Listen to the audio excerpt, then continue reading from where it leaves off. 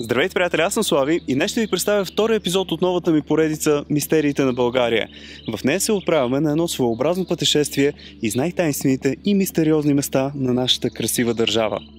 Ако сте пропуснали първото видео за светилището Белинтаж, може да го изгледате, като цъкнете горе в дясно. Както вече споменахме, тази поредица е изцяло повлияна от книгата ми и ако искате да ме подкрепите, може да си я вземете от най-близката книжарница или онлайн, оставам линкчета долу в описанието. Всъщност много ми се иска да разбера дали тази моя идея ви допада и затова ви моля да оставите по едно коментарче долу в описанието относно какво мислите за новата серия. Преди да започнем, бъдете сигурни, че сте се абонирали с камбанката, да не вземете да изпуснете някои от следващите серии. Ще става все по-интересно.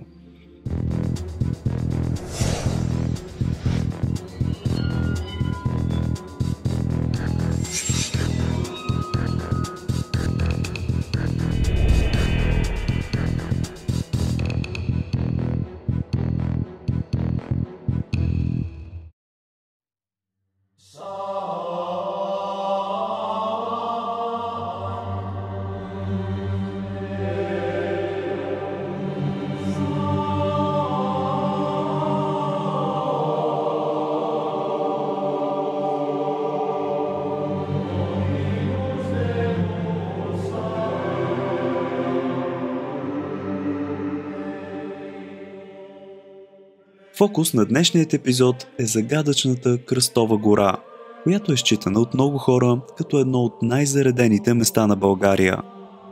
Тя е част от свещения триъгълник на Родопите и в книгата се питахме въпросът: какво е заровено в Кръстова гора? Отговор едва ли ще намерим, но днес ще се впуснем в историята на това свято място и ще ви го покажа отблизо. Кръстова гора се намира в Родопите, на около 65 км от Пловдив, и за да стигнете до тук, трябва да хванете пътя за Смолян. Има табели и пътят е сравнително хубав за българските стандарти, така че не би трябвало да имате проблеми. Пригответе се за малко завой, но няма как.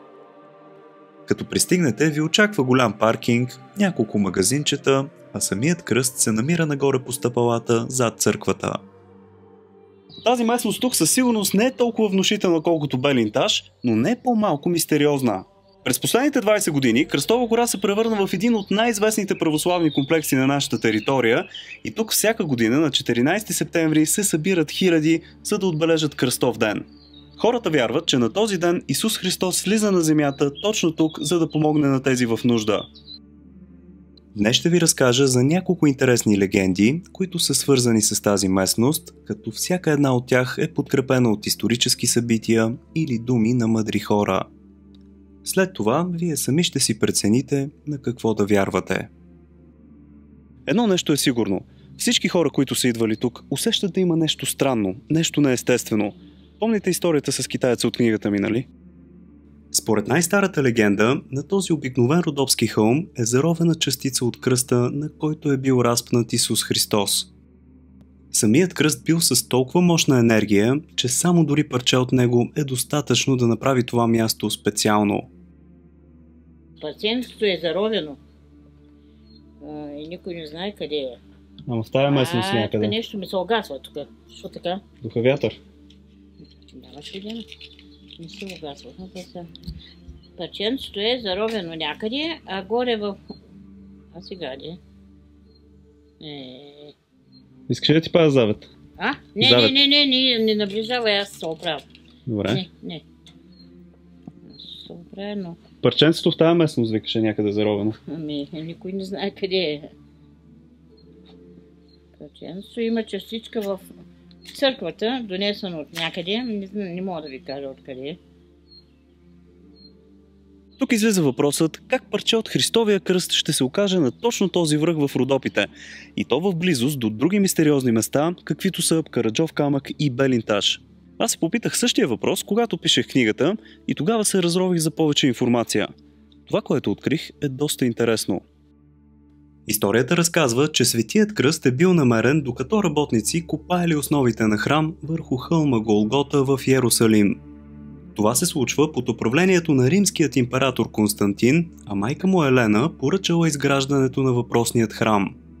Малко след това императорът победил враговете си и обявил християнството за главна религия на Римската империя. Дали тези събития са случайни? Има записи, че намереният кръст се превръща в най-голямата ценност за християните в цялата Римска империя. Той дарил Елена и синът й Константин с необикновени сили, които им помагали в начинанията. Днес те са известни като Свети Константин и Елена. Един от начините да ги почитаме е древно-тракийският танц върху горещи въглени, при който така наречените нестинари носят икона на двамата светии. След това Светият кръст преминава през много перипетии, бива отнеман от персите, след което връщан обратно в Йерусалим, но накрая парченце от него попада в ръцете на арабите под командването на Саладин. Казвам част, защото се вярва, че при надвисналата опасност кръстът бил разделен на 3 части. Едната заминала за Рим, другата за Константинопол, а третата останала в Йерусалим и била взета от арабите. Така минали годините, докато Рим не попаднал под ударите на варварите. Така и второто парче било изгубено. Останало само едно. Това в Константинопол, но и неговата съдба била предрешена. През 1453 година Мехмед Завоевателя навлиза в Константинопол и разграбва всичко, що е ценно. В това число и третото парче от кръста, което тогава е било обковано в злато. Когато разбрал за случилото се, руският цар действал бързо. Изпратил най-доверените си монаси с много скъпи дарове при султана. Единственото, което те искали в замяна, е едно обгоряло парченце дърво. Мехмед бил много съблазнен от сделката и веднага се съгласил. Тогава руските монаси взели парчето от свещеният кръст и се отправили на север през проходите на Родопите. Майката на султана обаче разбрала веднага, че има нещо гнило и научила каква била тайната на това малко парче дърво. Отишла при сина си Мехмед и му казала, че е подарил оръжието, с което може да победи християните. Султанът веднага изпратил елитна войска от ездачи да догонят монасите и да си върнат кръста. Тогава България била под турско робство и монасите се насочили към единственото място, на което биха срещнали помощ – манастира Света Троица на Кръстов връх. С помощта на поповете там, монасите скрили кръста на място, където еничарите няма да успеят да го открият. За съжаление, когато пристигнали конниците, избили абсолютно всички в манастира и го опожарили. От тогава обаче турците започнали да губят надмощието си и Османската империя губила битка след битка до пълният й разпад. Дали парчето от свещеният кръст е отговора на въпроса какво е заровено в Кръстова гора? То ли е изворът на тази могъща енергия, която се усеща на мястото? Или е просто една красива легенда? Вие вярвате ли в нея? Я споделете долу. И той не свети всяка вечер, а някоя вечер, когато Бог иска, тогава свети. Той не свети всяка вечер. Трябва да се тука. На Кръстов ден съм чувал, че има сияние. Няма значение. Просто когато Бог реши, тогава. Каквато и да е истината, едва ли ще я разберем в рамките на нашите животи. Знаем само едно. Това място е вълшебно и молитвите на хората се чуват, защото има много истории за изцерение след една нощ прекарана на Кръстова гора. Останете тук и вижте една вечер, пети. Ако ви се покаже Господ да видите, ще видите. Ако не, това зависи от Бога. Аз не мога да казвам какво съм видяла. Такъв пример е сестрата на цар Борис III, която се разболява тежко и лекарите не давали никакви шансове за живот. Тогава царят се допитал до Петър Дънов за съвет какво може да направи, за да излекува сестра си. Старецът му казал да качи княгинята на самолет и да откара на Кръстова гора, където да престои поне 1 месец. Същото посъветвал и военен, приближен на Борис III, чийто син също бил тежко болен. 2 месеца по-късно и двамата били чудотворно излекувани. Тогава Петър Дънов казал на царя, че в знак на благодарност трябва да направят кръст, тежащ точно 66 кг, да е направен от бронз и мед и да го поставят. Защо точно 66 кг, сигурно се питате? Това е удвоената Христова възраст. На 1 май 1936 г. 66 кг кръст, изработен със средствата на Борис III и подполковник Величков, бил поставен на кръстов връх. В присъствието на хора от близкото село Борово той бил бетониран. За съжаление, през 1994 г. злосторници разбиват основата и крадат кръста. Поклонници отиват при Ванга да попитат за съдбата му и тя казва следните думи. Тези, които са го откраднали, Бог вече ги наказва. Голямо зло ще сполети тях и семействата им, ако не го върнат. Скоро той ще се намери захвърлен близо до Кръстова гора. Само 7 месеца след кражбата, овчар намира кръста захвърлен близо до хълма, а с него бележка, която гласяла: ние, които го откраднахме, бяхме 3. 2 от нас умряха, не искам и с мен да се случи същото. Връщам кръста, като се надявам Бог да се смили, този позор да не се прехвърли по децата ми. Така пророчеството на Ванга се сбъднало, а въпросният кръст бил положен в новия храм. Съществува и една много интересна история за това как е открито аязмото на манастира. По време на освещаването на кръста през 1936 г. бяло гълъбче кацнало на менчето на попа, след което отлетяло на запад. Йордан Стойчев казал да го проследят.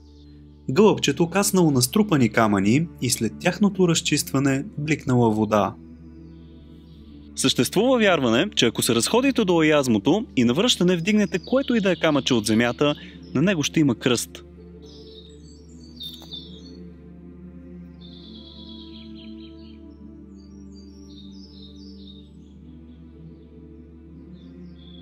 Наистина един много интересен феномен.